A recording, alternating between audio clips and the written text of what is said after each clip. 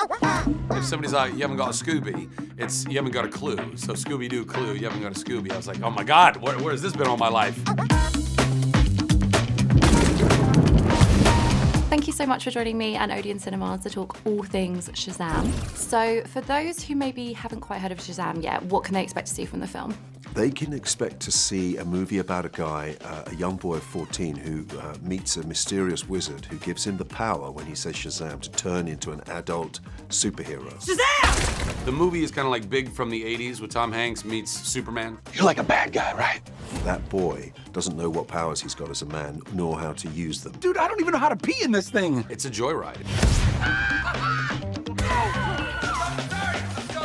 So the film likes to poke fun at a bit of the DC universe and other superheroes, but my question would be, what do you think the superheroes would think of Shazam? Well, I think they'd find me delightful and so charming. Putting Shazam in the middle of the Justice League and having him kind of in a movie with Batman and Superman and Wonder Woman and Aquaman would be just hysterical, because basically you've got all of those guys doing what they do best, but in the middle of it you'll have a 14-year-old running around like a headless chicken. Your phone's charged. Your phone's charged. He's just the bubbly kid who's stoked to be there. The film looked like a lot of fun to make. Yeah. So what were some of your most memorable moments from set?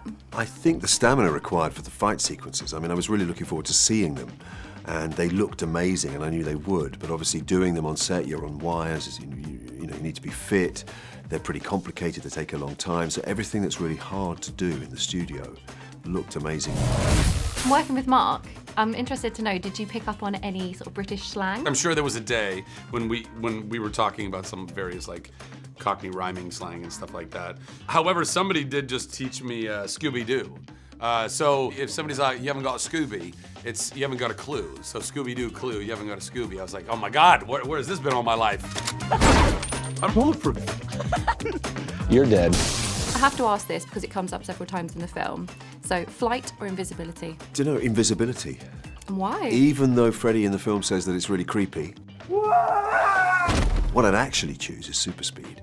That would be the one I'd want most of all. And why do you think it's so important for audiences to see it on the big screen at Odeon? These movies are amazing on the big screen. The technology's caught up with the vision, and they're made for a screen that size, and the sound is really incredible, and it needs to be in a big cinema environment. I think you lose it if you watch it on the screen at home. It's a movie that's genuinely worth seeing in the movie theater to get the experience of, 100 other strangers just having a ball. Oh, hey, what's up? I'm a superhero.